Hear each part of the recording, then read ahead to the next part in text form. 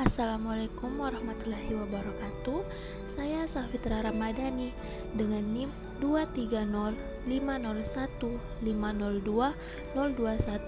dari kelas B Program Studi Pendidikan Bahasa dan Sastra Indonesia.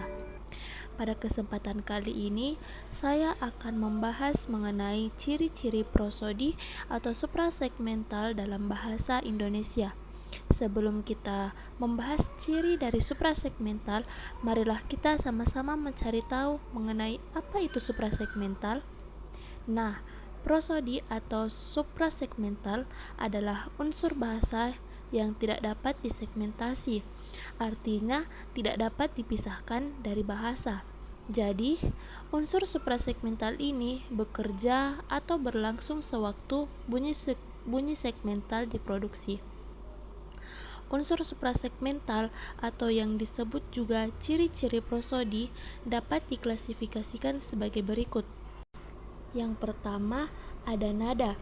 Menurut Abdul Khair, nada-nada atau pitch berkenaan dengan tinggi rendahnya suatu bunyi. Sedangkan menurut Masnur Muslich, tinggi rendahnya nada tidak fungsional atau tidak membedakan makna. Begitu juga dalam tingkatan lingual yang lebih besar, seperti frasa, klausa, dan kalimat. Bahkan penuturan yang diucapkan secara berlagu, seperti orang bernyanyi pun maknanya sama ketika diucapkan secara biasa.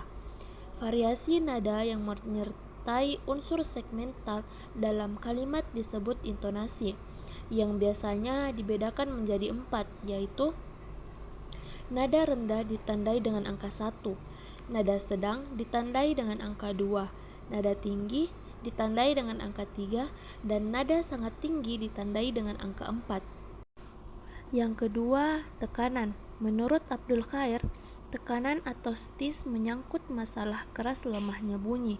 Bunyi segmental yang diucapkan dengan arus udara kuat menyebabkan amplitudo melebar dibarengi dengan tekanan keras. Sebaliknya, bunyi segmental dengan arus udara yang tidak kuat, amplitudonya menyempit dan dibarengi dengan tekanan yang lunak. Sedangkan menurut Masnur Muslich, tekanan berfungsi membedakan maksud dalam tataran kalimat atau sintaksis, tetapi tidak berfungsi membedakan makna dalam tataran kata atau leksis. Jadi, dapat disimpulkan hanya kata yang dianggap penting saja yang mendapatkan tekanan atau aksen. Contohnya pada kalimat, dia mengambil buku itu. Kalau tekanan diberikan pada kata dia, yang mengambil buku itu adalah dia, bukan orang lain. Kalau tekanan diberikan pada kata mengambil, dia yang melakukan kegiatan mengambil, tidak melakukan kegiatan lainnya.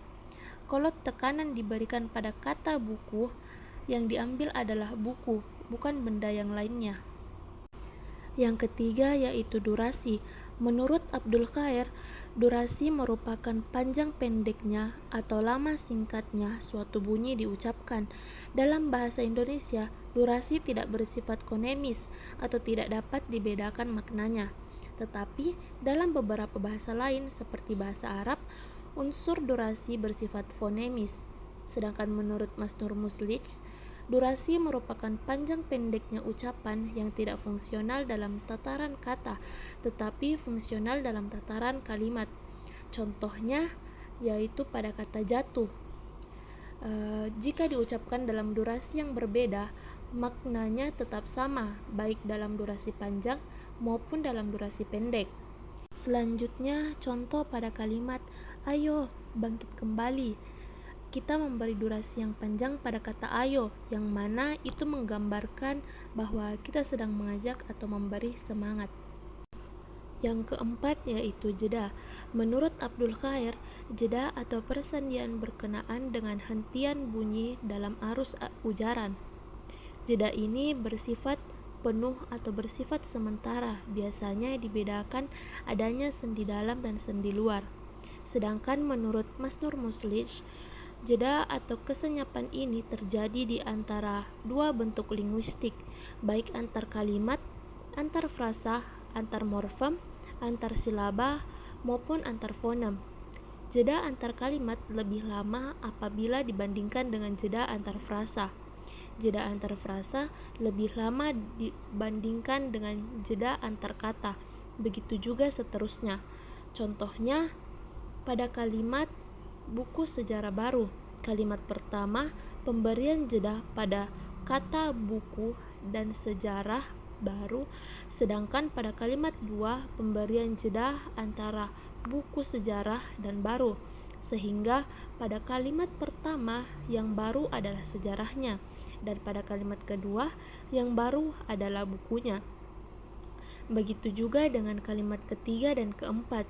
Perbedaan jeda yang agak lama antara anak dan pejabat pada kalimat ketiga dan antara pejabat dan yang pada kalimat keempat, makna kalimat itu berbeda. Kalimat ketiga, yang nakal adalah pejabatnya, sedangkan pada kalimat keempat, yang nakal adalah anak pejabatnya. Yang kelima atau yang terakhir yaitu intonasi. Intonasi dalam bahasa Indonesia sangat berperan dalam pembeda maksud dan kalimat. Bahkan dengan dasar-dasar kajian pola intonasi ini, kalimat bahasa Indonesia dibedakan menjadi 3, yaitu kalimat yang pertama yaitu kalimat berita atau deklaratif, ditandai dengan pola datar turun. Perhatikan pada contoh kalimat berikut. Rumah mahal. Rumah sekarang mahal. Dari contoh tersebut terlihat bahwa setiap kalimat di atas diakhiri dengan pola intonasi 2-3-1. Dalam penulisan pola intonasi, kalimat berita ini dilambangkan dengan tanda titik tunggal. Yang kedua yaitu kalimat tanya atau interrogatif yang ditandai dengan pola intonasi datar naik. Perhatikan contoh kalimat ini. Apa rumah sekarang mahal? Rumah sekarang apa mahal? Dari contoh tersebut terlihat bahwa setiap kalimat tanya diakhiri dengan pola intonasi 2-3-3. Dalam penulisan pola intonasi kalimat tanya ini dilambangkan dengan tanda tanya. Yang ketiga yaitu kalimat perintah atau imperatif, ditandai dengan pola intonasi datar tinggi. Perhatikan pada contoh berikut. Kamu kesini kamu. Kamu sekarang kesini. Dari contoh tersebut terlihat bahwa setiap kalimat perintah ditandai dengan pola intonasi 3-3-3-3. Dalam penulisan pola intonasi kalimat perintah ini dilambangkan dengan tanda seru. Selanjutnya kita masuk dalam kesimpulan.